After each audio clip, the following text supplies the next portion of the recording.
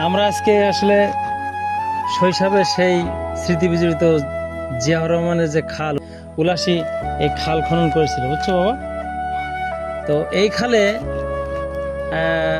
আমরা ছোটবেলায় এই দুই সাইড দিয়ে রাস্তা ছিল, তখন ওই সাইডে রাস্তা ছিল না, পায়ে হাঁটার রাস্তা ছিল, অনেক গভীর ছিল, সাইড দিয়ে বাবলা গাছ ছিল, এখানে সুন্দর একটা মনোরম পরিবেশ ছিল। তো এখানে আমরা সবাই গরুর বাছুর খাওয়াতে আসতাম, আমরাও আসতাম, দেখতাম এবং এই খালে মাছও ধরতে আসতাম।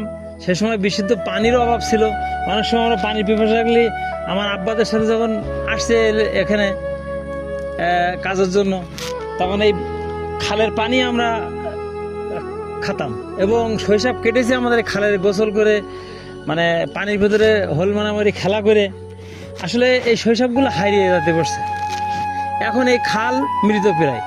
ধন্যবাদ প্রধানমন্ত্রীকে, বর্তমান প্রধানমন্ত্রী তারেক রহমানকে, যে উনি আবার পুনর্খননের উদ্দেশ্যে খালটিকে আবার উজ্জীবিত বা জীবিত করার জন্য এবং পানি সেই স্রোত ধারা নিয়ে আসার জন্য এই পুনঃখনন কাজ শুরু করেছেন। তা আসলে এখন আর বাচ্চারা তো এভাবে খেলেও না, খেলতেও পারে না, সময়ও নাই। এগুলো আমাদেরকে যেন আস্তে আস্তে আস্তে আস্তে একটা প্রতিবন্ধী দিকে নিয়ে যাচ্ছে পরিবেশটাকে।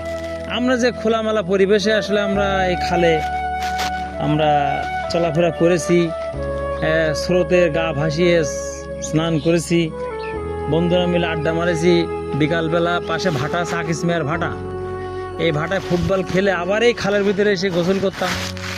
আসলে তখনকে সে আনন্দের কথাগুলো আর এখন শুধু যা স্মৃতি হিসেবেই রয়ে গেছে। আলহামদুলিল্লাহ, আসলে তো সব কিছুর পরিবর্তন হয়, যুগেরও পরিবর্তন হচ্ছে, মানুষের চিন্তা চেতনার পরিবর্তন হচ্ছে, আমাদেরও বয়স হয়ে যাচ্ছে। এখন আমাদের যে ছেলে মেয়েরা আছে তারা এই সমস্ত পরিবেশগুলো আর আসলেই পাচ্ছে না। ঠিক আলহামদুলিল্লাহ, সব মিলিয়ে আমরা উলাসী একটা ঐতিহ্যবাহী গ্রাম, যে গ্রামের ভিতর দিয়ে প্রবাহিত হয়েছে দীর্ঘ 4 কিলোমিটার খাল।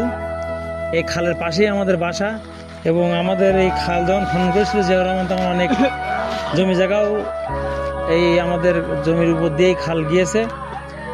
সবাই জনগণের কল্যাণের উদ্দেশ্যে এই খালটি আসলে খনন করা হয়েছিল, তো মানুষ কল্যাণ পেয়েছে।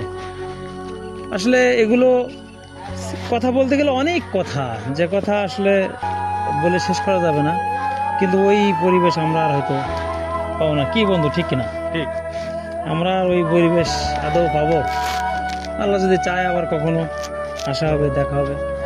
তো ঠিক আছে, আজকে ঈদের দিন এখানে ওই কুরবানির গোশ বিতরণ করতে আসলাম খালের দুই সাইড দিয়ে, তো তাই আজকে একটু কি মনে হলো যে আসলে খালটা একটু আমরা ভিতরটা একটু দেখে আসি, তাই আসা।